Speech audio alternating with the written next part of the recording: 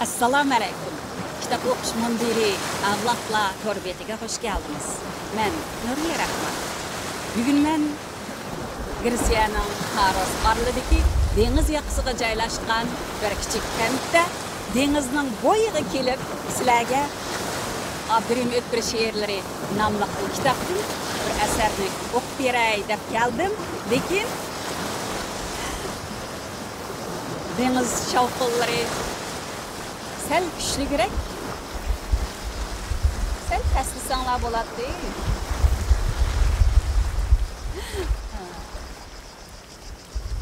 Voy, paslab qoldi.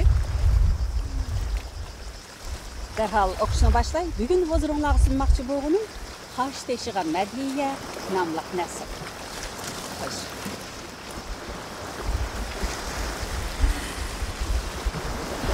Ey güzel Qosh teshi. Nimişqidir senden ko'zimni ololmayman. Qarab husningga to'ymayman. Bek mehringga qanmayman. Go'yoki sening ishqing qalbimni chulg'ib olgandek.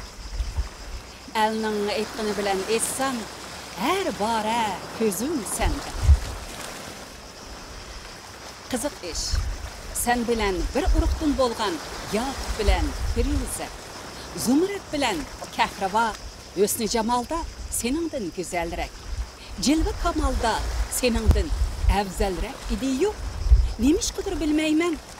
Her bora ko'zim senda, yondirib yana senda.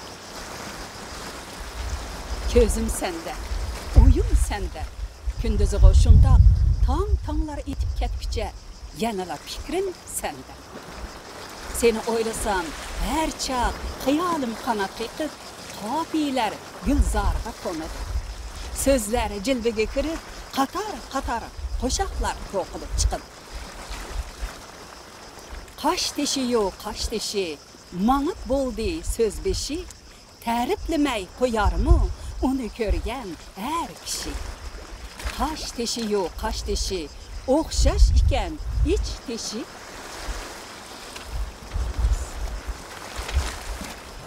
Süzükliki dur sadaf, g'ubalaşmaz yoz qishi.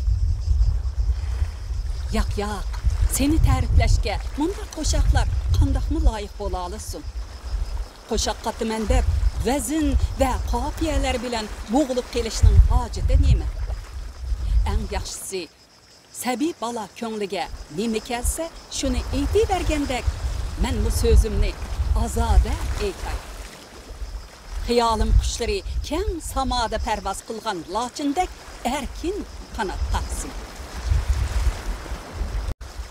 Dünyada taşның qillari ko'p.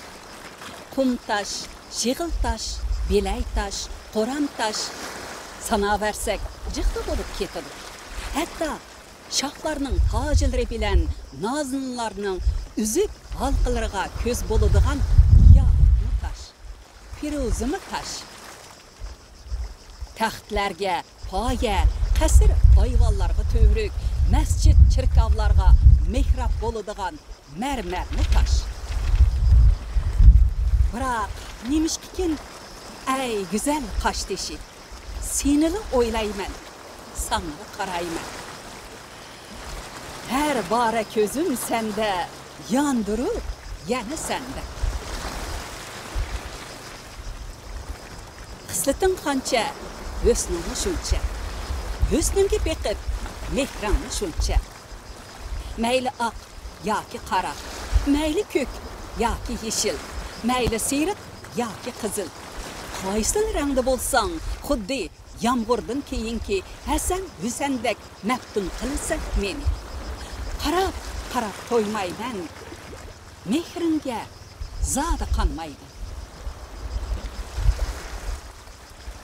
Oqliqingni ko'rganda süzülüp atgan tongning parlaq yuzi bilan bahorda keladigan oqqo'larning qanati. Bo'g'di cho'qqisidagi qor muzlar bilan momam rahmatining beshidagi oppoq lechki.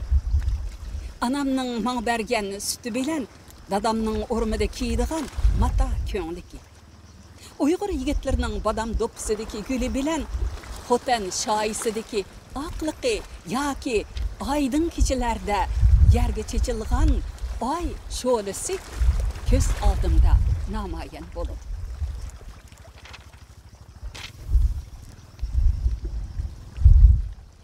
Aqliqingdir, pokliqing, ham sopliqing, ham ulug'vor ezgulikka bopliqing. Kimki bo'lsa ahli vijdon, tuz niyat, anga ham loyiq bo'lur bu aqliqing.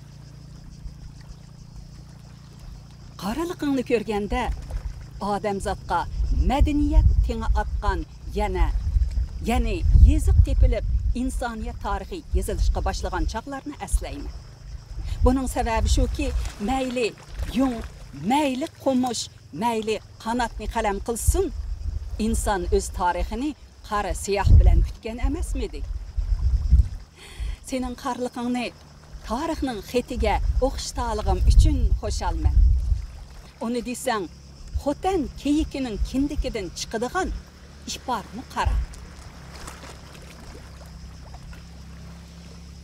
Rivoyatlarga qaraganda Luqman hikimi qara emish. Majnunning Laylasimi qara. Ko'kni parvaz qiladigan burkut bilan suvda o'ynaydigan qunduzmi qara. Oltinning bir xili bo'lgan ko'mirmi qara. Vatanning shuhrati qaramayning neftimi qara. Bahar kunlari havoni guldirlatib, yomg'ir yog'dirish bilan tashna jonlarga hayot baxsh etuvchi bulutmi qara. Köklükün kenglik, büyüklük, cheksiz samaga baksam, gümbesiman osmon mı kök? Jiraqdan ko'ringan mag'rur Tiyanshan mı kök? Nil mı kök? Donay mı kök? Kichikkina Sayram mı kök? Cheksiz deniz, okyan mı kök? Mana güzel Altay yaylıqı. Xuddi yeşil gelemning o'zi. Uni har ko'rsam, seni eslayman. Seni har ko'rsam, uni eslayman. Tiyanshan bag'rida qator qarag'aylar. Cheksiz qirlarda yumron maysalar. Bog'larda chiman yeşil bo'stonlar. Gulshanda kular guli rayhonlar. Bularning hammasi yeşillik demek. Yeşillik demek, hayatlık demek. Ey güzel qaş deşi, hüsnün qancha, pazlin shuncha. Pazlin bilan qadring mu shuncha. Hammadan muhimi shuki, teshing bilan iching bir, hüsnün bilan xulqing bir. Issiqni ko'rib, erib ketmaysan. Soğaqni ko'rib, to'nglab qalmaysan. Bo'ron chaqindimi o'xshash, yomg'ir kelkindimi o'xshash. Qasr ayvallarga qandal bo'lsangmi bir xil, qoyi bo'lib yerda yotsangmi bir xil. Haykal yasab takchida qo'ysimi bir xil, kursi yasab yerda qo'ysimi bir xil. Ko'targanga ushmaysan, tashlaganga sunmaysan. Güzellerinin kuluqida halqa, bilikida bilayzik, barmıqida üzük bolğanğa fəxrlənməysən. Qısqası, insanın haceti nemi bolsa, sen şununla teyyarsın. Bu, nemi degen ali canaplıq? Ey güzel qaş deşi, seni qandaqmı tərifləb bolay?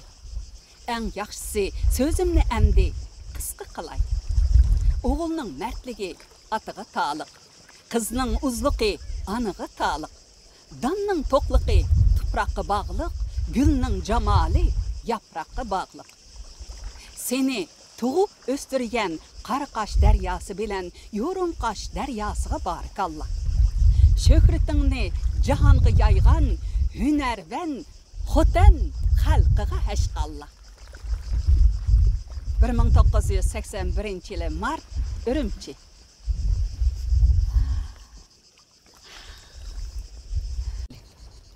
Maqul emsa kitap o'qish munbirimizning hurmatli mushtarileri munbirimizga yangi kelgan hurmatli qarindoshlar. Kelar qitimliq kitap o'qish programmamizda ko'rishaylik. Xayr xush. Hava shundoq issiq, hamda o'zimni so'g'i bir. Etibatmisam bo'lmaydi.